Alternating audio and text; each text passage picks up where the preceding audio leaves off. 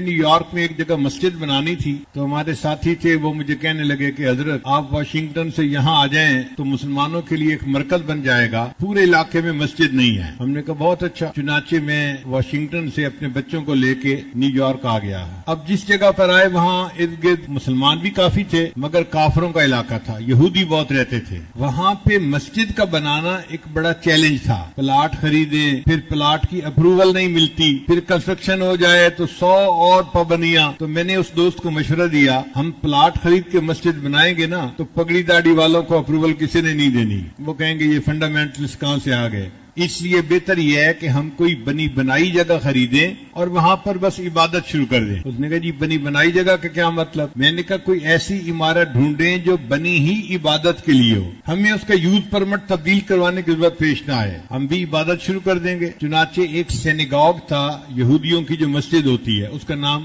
سینیگاگ ہوتا ہے، وہ بنا ہوا تھا اور وہ بکنے کے لیے تیار تھا۔ یہودی اپنے لیے اور جگہ پہ بڑی عبادت خانہ بنانا چاہتے تھے اور اس کو بیچنا چاہتے تھے۔ اب ان کے سینیگاگ کو کون خریدے؟ کوئی خریدار نہیں تھا۔ خیر ہم نے پتہ کیا تو پتہ چلا کہ وہ $9 لاکھ کا وہ ہمیں بیچ دیں گے۔ تو میں نے ساتھی کو کہا کہ بھئی ہمیں یہ چیز ایسی نظر آتی ہے کہ ہم کوشش کریں تو اس کو خرید پائیں گے، بہت زیادہ قیمت بھی نہیں ہے، ڈویبل ہے، اس کے لیے کوشش کرو۔ اس نے کہا حضرت اس $9 لاکھ کا کیا کریں گے؟ میں نے کہا اللہ سے مانگیں۔ کہنے لگا ظاہر میں بھی تو کچھ کرنا پڑے گا۔ میں نے کہا دیکھو بھائی ظاہر میں جو یہ فنڈ ریزنگ ہے نا یہ ہم نے تو کبھی کی نہیں، چندے کی اپیل ہم نے کبھی کی نہیں۔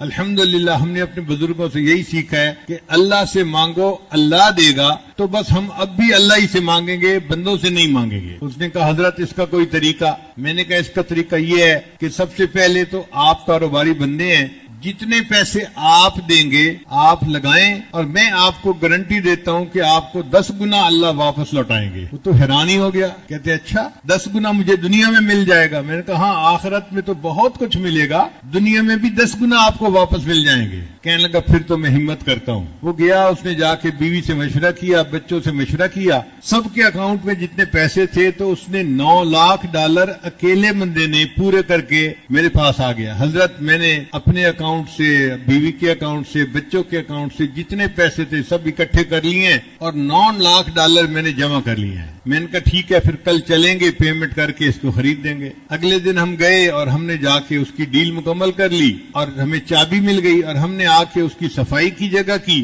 اور اذان دے کے نمازیں شروع کر دی۔ وہاں کے مسلمان بڑے حیران کہ جی مسجد کھل گئی تو کیسے کھلی؟ چندہ تو کسی نے کیا نہیں۔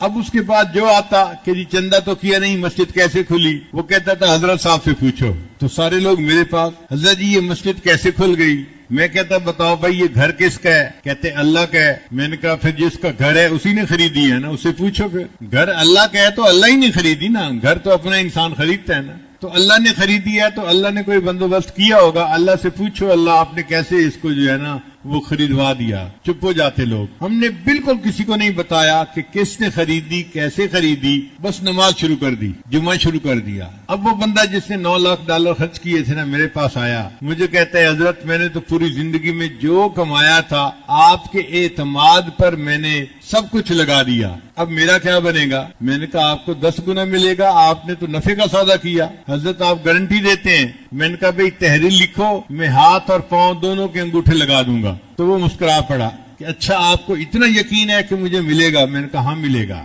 پھر اس کو میں نے مشورہ دیا کہ دیکھیں آپ کے 2 مکان ہیں، ایک میں آپ رہتے ہیں اور دوسرا آپ نے کرائے پہ دیا ہوا ہے۔ کہنے لگا ہاں۔ میں نے کہا وہ جو کرائے پہ دیا ہوا ہے نا اس کو آپ بیچ دیں اور جو $5-6 لاکھ آپ کو ملے گا اس سے آپ کوئی اور مکان خریدیں اور پراپرٹی کا کام شروع کر دیں۔ اللہ کی شان دیکھیں جی کہ اس بندے نے پراپرٹی کا کام شروع کر دیا۔ ایک مکان میں اللہ نے پروفٹ دیا، پھر دوسرے میں دیا، پھر تیسرے میں دیا۔ 3 سال گزرنے کے بعد ایک دن فجر کی نماز کے لیے آیا، مجھے کہنے لگا حضرت آپ کی ذمہ داری پوری ہو گئی۔ میں نے پوچھا میری ذمہ داری کیسے پوری ہو گئی؟ کہنے لگا حضرت اس وقت میں $9 ملین کی پراپرٹی کا مالک ہوں، اللہ نے مجھے 10 گنا واپس پیسے لوٹا دیے۔ میں نے کہا الحمدللہ، میں نے صرف آپ سے نہیں, اپنی زندگی میں درجنوں بندوں کو یہ بات سمجھائی اور انہوں نے اللہ سے سودا کیا اور اللہ نے ان کو 10 گنا کم از کم واپس دیا. اس سے زیادہ بھی مل سکتا ہے, لیکن چونکہ ہمارا یقین کمزور ہے ہم صرف 10 گنا تک ہی رہتے ہیں. اگر کوئی زیادہ یقین والا ہو تو وہ تو 70 گنا بھی لے سکتا ہے, 100 گنا بھی لے سکتا ہے واپس. بلکہ واللہ یضاعف لمن یشاء بغیر حساب,